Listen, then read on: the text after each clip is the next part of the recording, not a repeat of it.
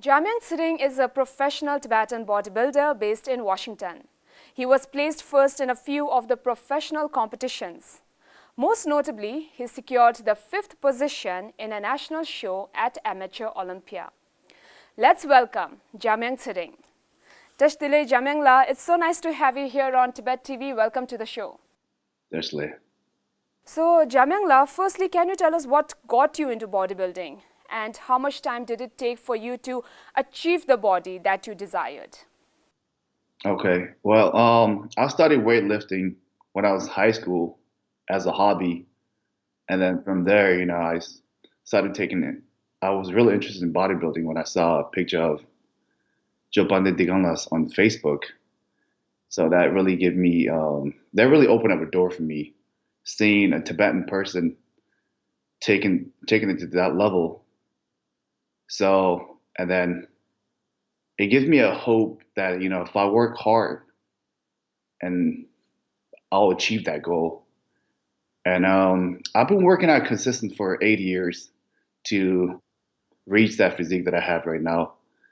And I'm still working hard because my goal is to compete in Olympia.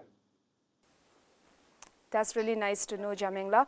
And these days, there are quite many Tibetans who wants to go into this profession, bodybuilding. So can you tell us what is the scope in this field? And to get into this profession, what are the necessary requirements? Okay, so in this sport of bodybuilding, younger generation needs to know that you have to have a strong mindset and you have to be disciplined. Last, you have to be consistent in life.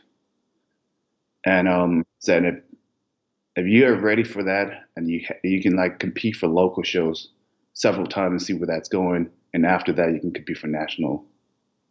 So speaking about discipline, how are you managing in terms of your diet to maintain the body shape? And also, like you said, this profession requires a strict discipline. So how are you maintaining your self-discipline? Okay, so in the sports of bodybuilding, you guys have to know that there's two different phases, a cutting phase and a bulking phase. So usually bulking phase, we eat a lot more food to build muscle. And then there's a cutting phase, we lose fat while trying to maintain muscle. So there's a phase that I'm like very lean. There's times that I'm very big. So I go through a lot of transformation. So won't that affect your health? No, it's we're constantly eating healthy food. So it will kind of like sometimes we go through a lot of emotional, all that stuff. That's part of the sports. And that's why I tell younger generation that you have to mentally be stable with that. Like you said, like these are all challenges actually. And there are quite many challenges that bodybuilders have to go through, be it health or financial. And generally speaking, there are not many Asians who go into this profession. And on top of that, you are a Tibetan refugee, which may add to an additional challenge. So how do you overcome the challenge? How actually did you overcome the challenge to get into this profession? Okay, so as a bodybuilder, I had a bunch of challenges. So one of the main thing is not being able to eat what everyone's eating, and for me to overcome that, I mean, this is the type of sacrifice that I have to go through. And then every day, the second one is every day I have a face that I'm like constantly self-doubting, thinking I'm not good enough, I'm not big enough, I'm not lean enough. So I have to like remind myself that I am good enough.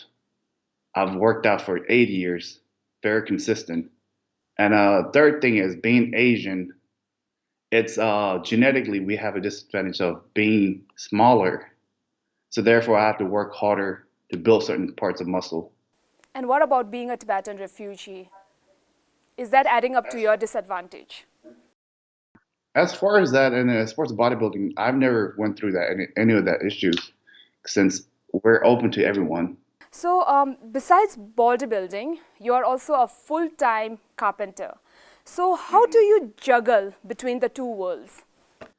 Well, as a bodybuilder and then having a full-time corporate job, there's times that I'm really tired when I get at home, but I have to constantly remind myself that I need to go to gym because due to how big my goals is, and then that really helps me. And on top of that, I love what I do. The excitement that I have when I go to gym, that's something that really drives me. So Jamyang, what is your upcoming project?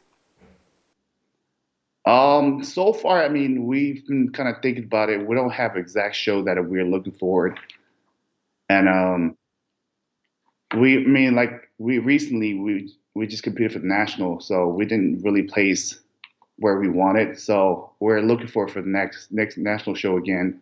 So Jamyang, you spoke about the challenges and and you said that you keep constantly reminding yourself that you have to keep going on because that's your passion. So can you tell us what inspires you to do that? What inspires you to keep moving forward?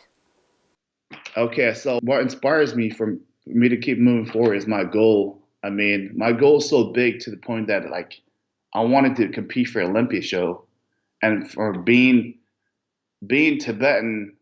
So I want to be able to inspire and be a role model for younger generations. That was my main thing. So Jamyang, there may be so many Tibetans who wants to go into this profession. So what advice do you have for these Tibetans? Especially for a Tibetan younger generation who wants to be a bodybuilder. Like I have given, like we've talked about earlier, like if you really want to be a bodybuilder, you have to know that there's a discipline that you have to go through. You have to be consistent, and then it's not going to come out easy. But all the sacrifices that you have to go through, knowing all that, from there you have to really believe in yourself, because and that if you do that, you can reach your goals.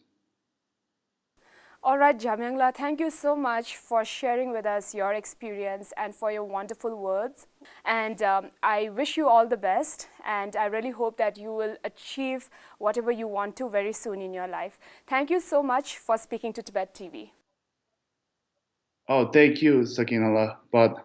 And I want to thank Tibet TV for giving me opportunity to share my stories, and hopefully this really helps out, younger generation, inspires them. Thank you so much, Jamyang. Thank you so much for watching and see you in the next episode of In Conversation with Tibet TV.